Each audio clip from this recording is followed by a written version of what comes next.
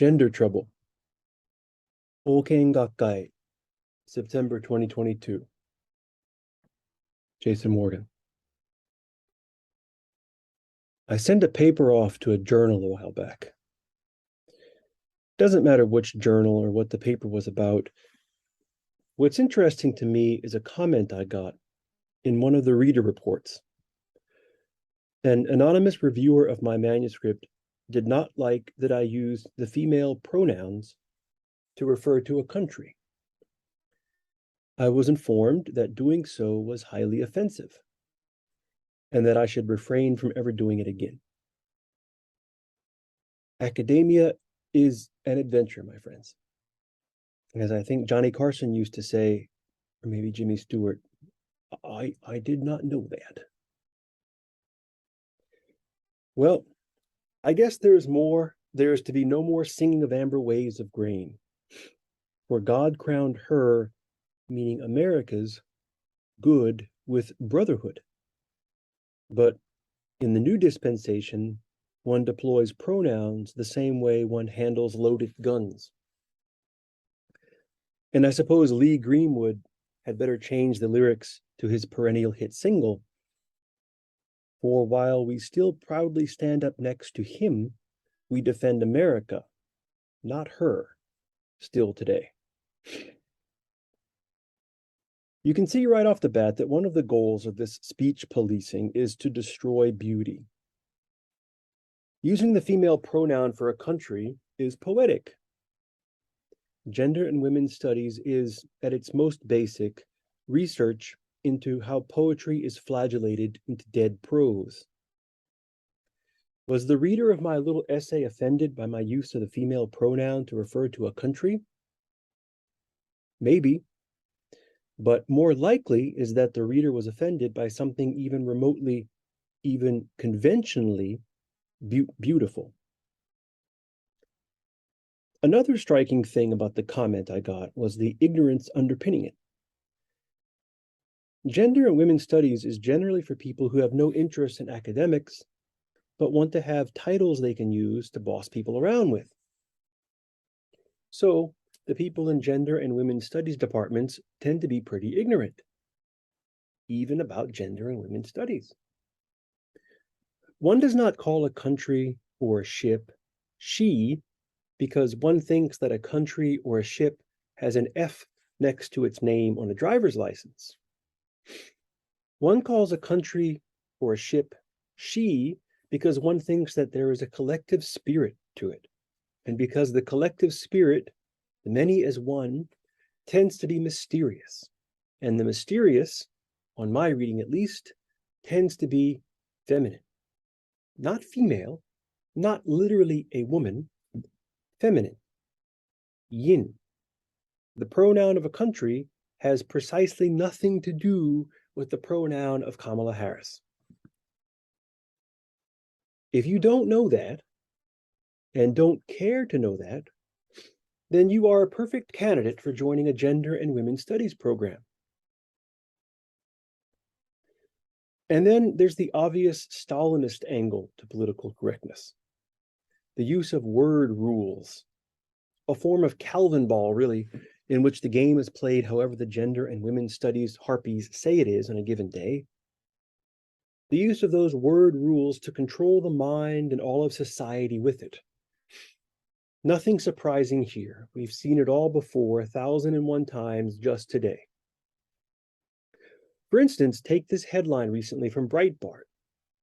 Quote, Ontario school defends male teacher wearing gigantic prosthetic breasts to class, unquote. That's the headline. I wish very much that this were some kind of coded message, but alas, look it up for yourself and you will find that it is really just as the headline describes. And those who look at the male teacher wearing gigantic prosthetic breasts to class, which he is and which they are, we are told by leftists, misogynistic. Hey, don't make fun just because dude looks like a lady. If you make fun of the man with the fake bikini body, then you're being rude to women. The confusion you feel just now is the fuel for the Stalinist control machine. But anyway, you already knew this. So let's get past all of this then. There's something else going on that I wanted to discuss. Here it is in brief. To get back to the reviewer report, you can't call a country a she, but you can call a he a she. Let me repeat that. You can't call a country a she, but you can call a he a she.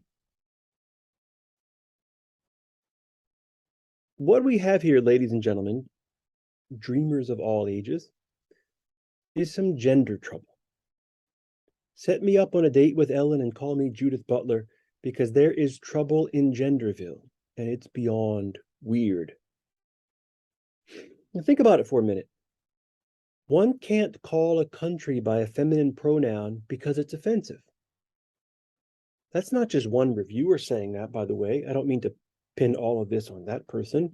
That's the new norm in academia. It's true. Look it up. Chicago, APA, everyone is moving in that direction. What the reviewer said is true. And I'm sure it was said in the spirit of trying to help me.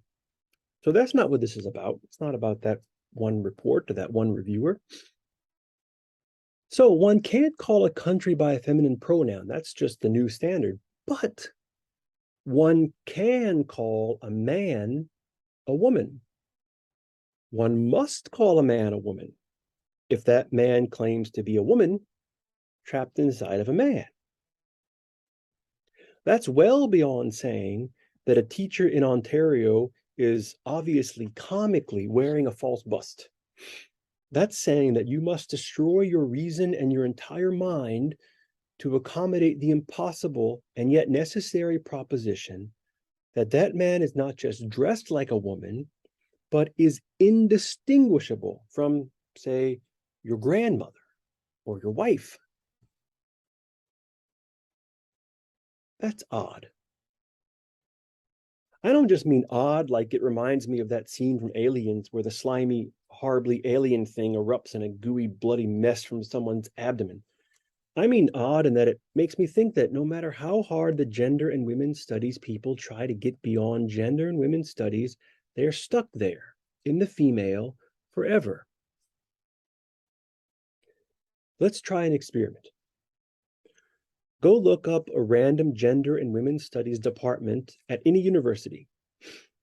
Now, I will bet you Betty Friedan's brassiere that everyone in that department will be female. Okay, some of the professors and graduate students may be pretending to be male, but come on. Take away the charades and the make-believe and the hormone mustaches, and they're almost all guaranteed to be women. This is big gender trouble. Because the only ones who care about gender, it would seem, are the ladies. And I do use that term loosely, but you see where I'm getting at. There are no gender and men's studies departments where everyone is a man and some men are taking hormones to look like women. Know what I mean? That's big gender trouble. Big gender trouble. It pretty much ends gender as a category right out, at least in the way it's used in gender and women's studies departments.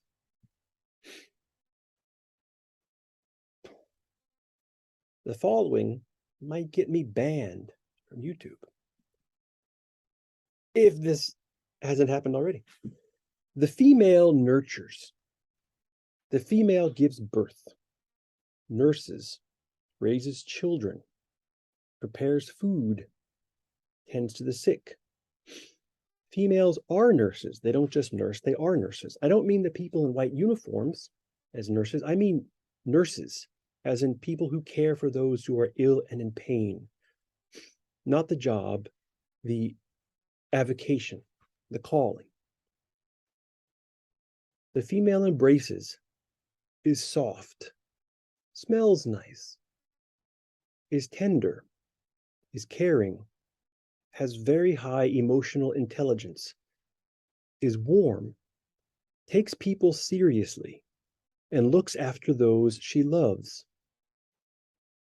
This is not all there is to being female, of course.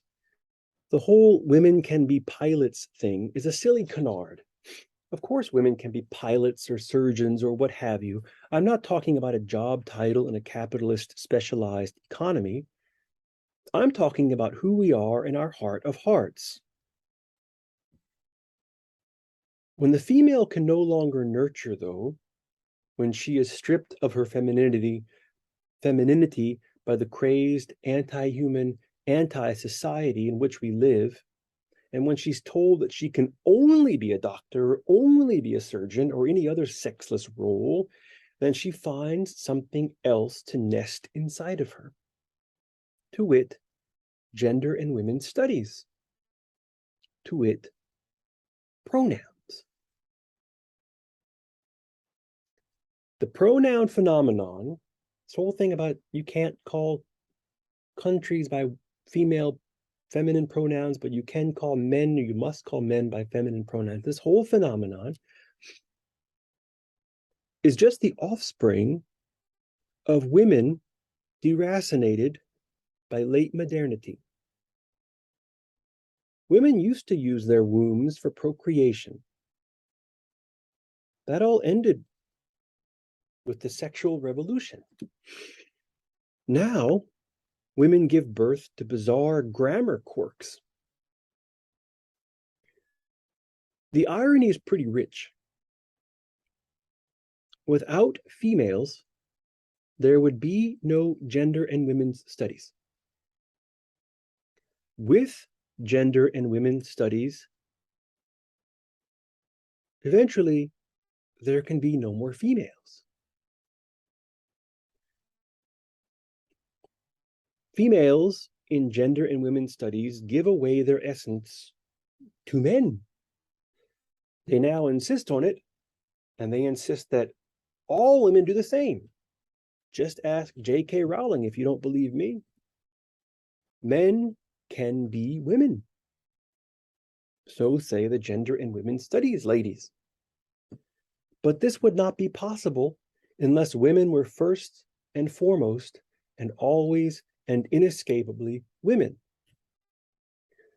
Without the ability of women to gestate, there could be no paradigm by which men could share in the female pronoun. Do you see what I'm driving at here?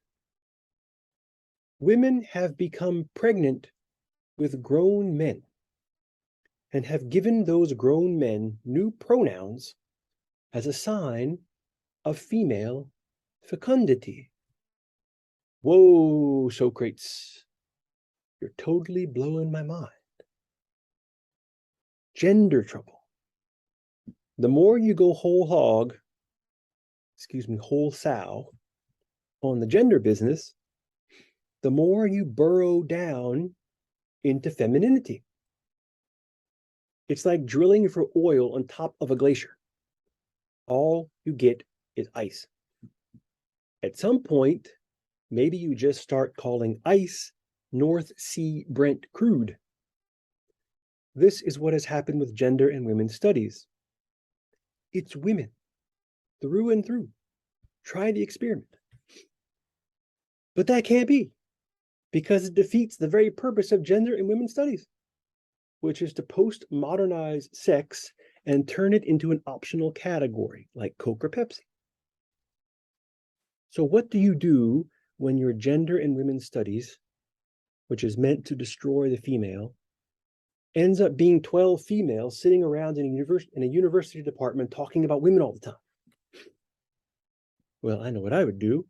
I would leave and do something else. But seriously, what do you do?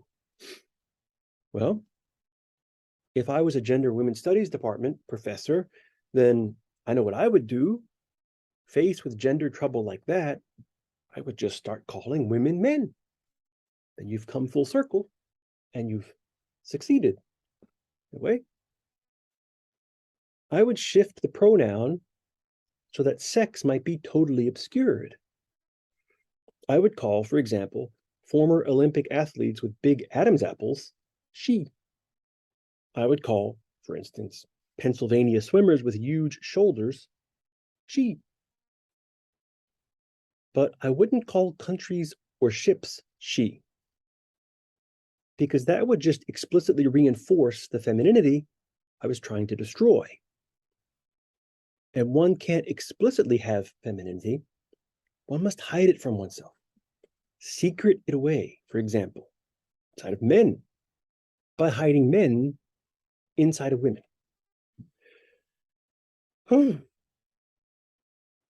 Are you getting all this? Are you taking notes? I hope so, because I am having trouble keeping up. Gender trouble. Ships can't be female, but men can.